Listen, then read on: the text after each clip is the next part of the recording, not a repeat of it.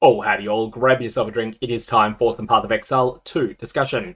Welcome to day 3 of teaser season for content update 0.2.0. Granted, you games really need to just come out with a name for this update. It's a really dull name to say many times. Rants aside, let's talk about the teasers today. The first of these is just the concept art that is tied to one of the new Ascendancies that's going to be coming in 0.2.0. This looks like it's a Mercenary Ascendancy based upon the fact that it's holding a crossbow. The fact the character is also male makes that even more likely than it otherwise would be. I'm pretty confident that it's going to be some sort of mercenary commander, and the flavor text mentions that countless wars have left you with skills somewhat resembling a decent officer. And you can see there that this mercenary is commanding someone, some underling, to go and fight for them. Now, there's plenty of different ways that this could be implemented inside Path of Exile 2, but it'll be something that's a little bit different to existing minion builds potentially. Might be that you do most of the damage yourself with your crossbow, and your minions there as a bit of a tank, somewhat akin to Decoy Totem from Path of Exile 1, or alternately, it could be the primary focus of your fighting, and then you're standing back and applying debuffs with your crossbow. There's plenty of different ways that this power fantasy can be brought to life in the game. I'll be interested to see exactly what they do, and whether this ends up being an interesting class to potentially start. There's also something hidden in this teaser as well, although it's not hidden very well. That is that Ascendancy classes is plural in there, and that means that this is not the only additional Ascendancy we're going to be getting in this. There's also going to be 2 new unique items that are coming. One of these is going to be something that will be familiar to those of you that are Path of Exile 1 players, but Prism Guardian is an entirely different item in the sequel to the original game. If you're not familiar with Path of Exile 1 at all, the way that auras work is very different in Path of Exile 1 to Path of Exile 2. They're very important in Path of Exile 1. And Prism Guardian in the original game essentially allows you to convert some of your life into a way to run more auras than you otherwise would be able to. Something that has an overwhelmingly severe drawback in normal gameplay, but there's plenty of ways to build around it, and it ends up being a truly outstanding item.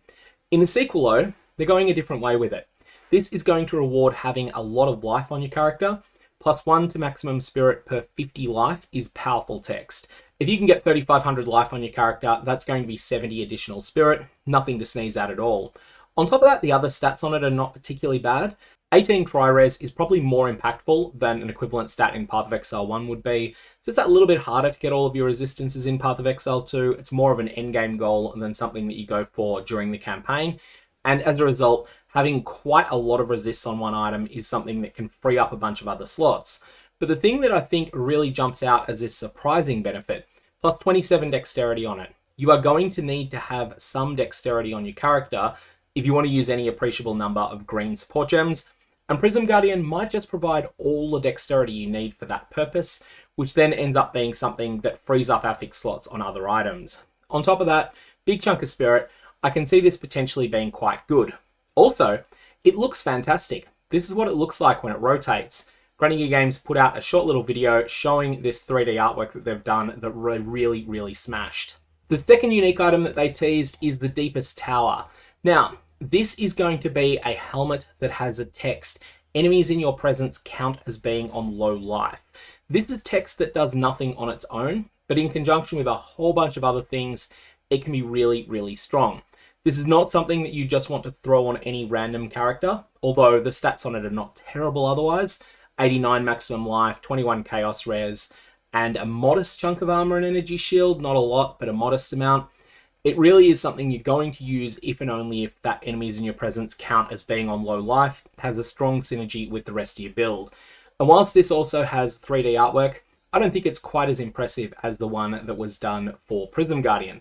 That said, Prism Guardian is one of the best looking items that they've had in a long time, in my mind. Finally, they mentioned that there's going to be some changes to the endgame coming. A lot of different improvements, including new choices on the Atlas passive skill tree. Unfortunately, we've got to wait for details on this. All we've got here is just some little teasers that there will be changes without anything about what those changes actually are.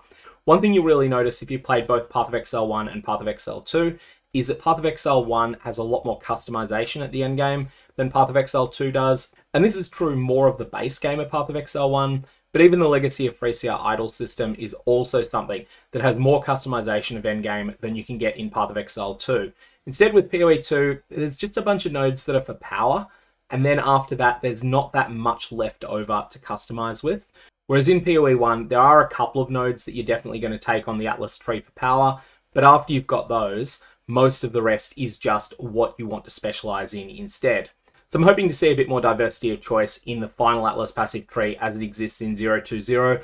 I do think it's going to take a long time for Path of Exile 2 to catch up to Path of Exile 1 in terms of just the sheer quantity of content that's available at endgame, but hopefully this is just a small step in the right direction, or even better than a small step, a medium-sized step in the right direction. Anyway, those are the new teasers for today. I'm going to leave it with one plug for my merchandise store. I will apologize in advance if you're not in the United States. The shipping on the first item I'm going to showcase is somewhat expensive, but this is the Toucan backpack, which I just got. I wouldn't recommend it if you're outside the US because whilst the item itself is only about 35 American, the shipping is going to cost the same to Australia. So not worth it for 2/3 of my viewers, but for the other third of you that are in the United States, that's something to consider. And I also have a Fractal t-shirt that I'll put a link to down in the description below. So that's a merchandise store. I'm going to leave it there. May your Varlords have interesting results.